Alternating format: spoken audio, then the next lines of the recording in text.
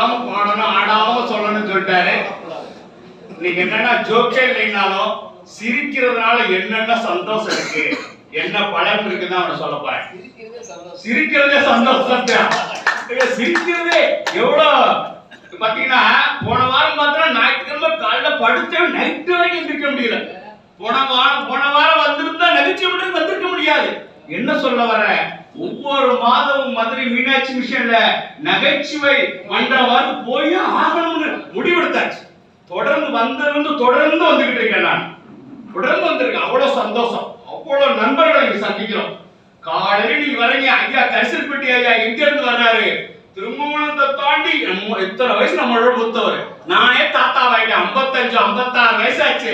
ஐயா பாருங்க, அவ்வளவு ப்ரிப்பேர் பண்ணி தயார் பண்ணி அவ்வளவு சந்தோஷம் சிரிக்க வைக்கிறாங்க. பாருங்க, இங்க வந்திருக்கீங்களே, நீங்க சிரிக்க வைக்கலைன்னா கூட சிரிக்கிறது கேட்க அவ்வளவு சந்தோஷத்தை கேட்டுட்டு போலாம்.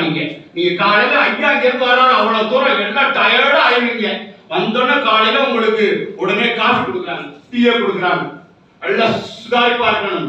நீங்க தொடர்ந்து எத்தனை பிள்ளைங்க ஜோக் சொல்றாங்க, சின்ன பிள்ளைங்க எவ்வளவு எல்லாம் நீங்க தொடர்ந்து சிரிச்சுட்டே இருக்கலாம். டயர்டா பரவாயில்ல, மத்தியானம் சாப்பாடு தானே.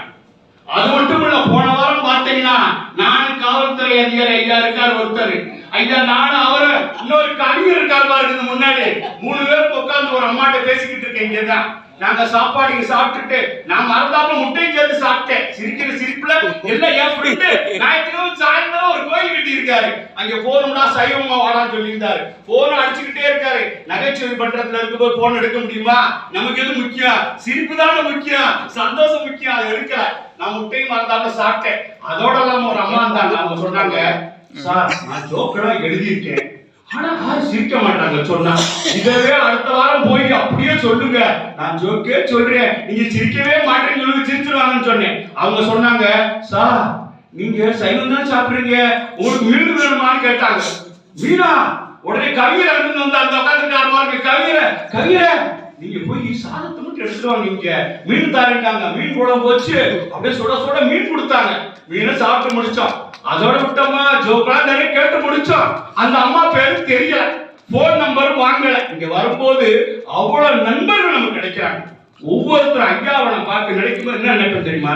ஐயாவோட முதல் 2 வாரத்துக்கு முன்னாடி ஐயாவோட பேச்சு இன்னைக்கு மறக்கல. இங்க இருந்து நீங்க போகும்போது நல்ல விஷயங்களை கத்துட்டு போங்க. இங்க இருந்து கத்துட்டு போற விஷயங்கள் நல்லதுக்கு பயன்படுத்துங்க.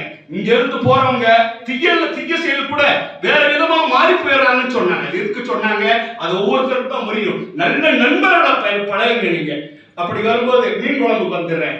மீன் குழம்பு மீனை சாப்பிட்டுட்டு கீழே போயிட்டோம். நானு காவல்துறை ஐயா எல்லாரும் சேர்ந்து கீழே நின்றுக்கிட்டு இருக்கான். ஐயா காவல்துறை ஐயா வெயிட் பண்ணிக்கிட்டு இருக்காரு. என்ன சார் வெயிட் பண்ணிக்கிட்டு இருக்கீங்கன்னு கேட்டேன். அந்த அவங்க வர்றாங்க. எவங்க ஐயா வர்றாங்க? அவங்க பேர் என்னையா கேட்டா, பேருதான் தெரியலையே. போன் நம்பர் வாங்கலையா? போன் நம்பர் வாங்கலையே. யார் யான்னு கேட்டேன். அந்த மீனம்மாங்க. எந்த மீனம்மா? இந்த மீன் கொடுத்தாங்க அந்த அம்மா தான். அது வந்தாங்க. நம்ம நகைச்சுவைக்கு வந்துட்டோமே, ஏதாவது நகைச்சுவை சொல்லுன்னு சொல்லிட்டு மீனம்மாவை பத்தி அடுத்த வாரம் மீனம்மாட்ட போய் சொல்லி, வீட்டுல மீனம்மாட்ட சொல்லி ஒரு சிக்கன் பிரியாணி மட்டன் பிரியாணிய வாங்கிட்டு வாங்க, அவங்களுக்கு கொடுங்கன்னு சொன்னேன். அது மாதிரி நம்ம இங்க வரும்போது அவ்வளவு நண்பர்கள் நம்ம கிடைக்கிறாங்க. ஒவ்வொருத்தரும் பாருங்க. ஐயா பத்தி சொன்னேன். ஐயா பத்தி சொல்லும்போது எங்க தாத்தா ஞாபகத்துக்கு வரும். எங்க தாத்தா சொல்லுவாரு, எதுக்கு பயப்படாராங்க, தைரியமா சொல்லுவாரு. என்னடா போது நம்மளோட 56 வயசாச்சு. ஒரு ஸ்கூல்ல நான் அட்மினிஸ்ட்ரேட்டிவ் ஆபீசர் ஆகி எந்ததுக்கு ஒரு தீர்வு இருக்குல்ல, எவ்வளவு ப்ராப்ளமா இருக்கட்டும் அது முடிவு இருக்கும், ஒரு தீர்வு இருக்கும். அப்ப அந்த தாத்தா கிட்ட தான் விஷயம் கத்துக்கிறோம். நீங்க பிள்ளைகிட்ட போங்க, சின்ன பிள்ளைகிட்ட. நேற்று சனிக்கிழமை எங்க ஸ்கூல்ல நான் போனேன். இந்த கேஜி பிள்ளைங்கன்னா சந்தோஷம், அப்படியே சிரிப்பாங்க. அப்படியே பார்த்தோம் வச்சுங்க, அப்படியே சிரிப்பாங்க. நான் போய் ஒரு டீச்சர், அந்த கேஜி டீச்சர் வேலை வச்சிருக்கேன். எனக்கு ஒரு டேட்டா என்ட்ரி பண்ணேன். அந்த டீச்சரை போய் மேம் நீங்க வாங்க மேம் சொன்னேன். அந்த நேரம் உள்ள போனா தாத்தாண்டா என் பையன் கூட. அதுல ஒருத்தர் இருக்கான்னா கவின்னு, ரொம்ப நம்மளோட ஃப்ரெண்டா இருப்பான். என்னோட ஃப்ரெண்ட் எங்கடானா கவின் கூட்டுது, எங்க ஃப்ரெண்ட் வண்டா சார். என் ஃப்ரெண்ட் எங்கன்னு கேட்டிருக்கேன். உடனே இந்த மேம் வேகமா, கவினே நீ எங்க போ. அவன் அங்க போய் கம்மல் ஒண்ணுமே பேசுறான். போய் உட்காந்து வாயில கூட்ட போட்டேன். என்னங்க சார் அவன் பேசிக்கிட்டே இருக்கா சார், சேட்டை பண்ணிக்கிட்டே இருக்கா சார் அப்படின்னு சொல்லுங்க. அவனை கேட்டேன், கவினே நீ என்னோட ஃப்ரெண்டா இல்லையான்னு கேட்டேன். என்னையும் பாக்குறியா, டீச்சரையும் பாக்குறியா, என்னைய பாக்குற டீச்சர் பாக்குறா. அங்க நிக்கிற பசங்க எவ்வளவு தெளிவா இருக்காங்க தெரியுமா? தாத்தாட்ட எப்போனாலும் பேசிக்கலாம், தாத்தா எப்படின்னா சரி பண்ணிக்கலாம், டீச்சர்ட்ட தப்பிக்க முடியாது.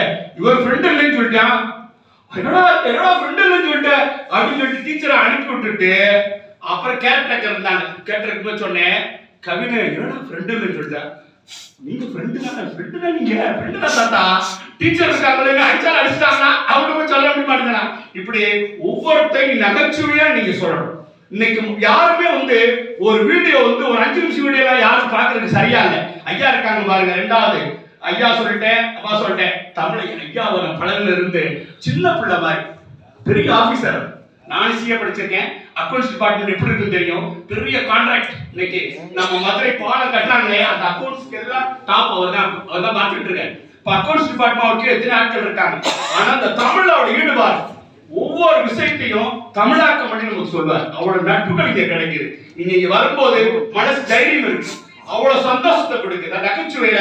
அதனால இந்த நகைச்சுவை கரெக்டா பயன்படுத்துங்க, நல்லபடியா பயன்படுத்துங்க. வாய்ப்புக்கு நன்றி, நன்றி, நன்றி.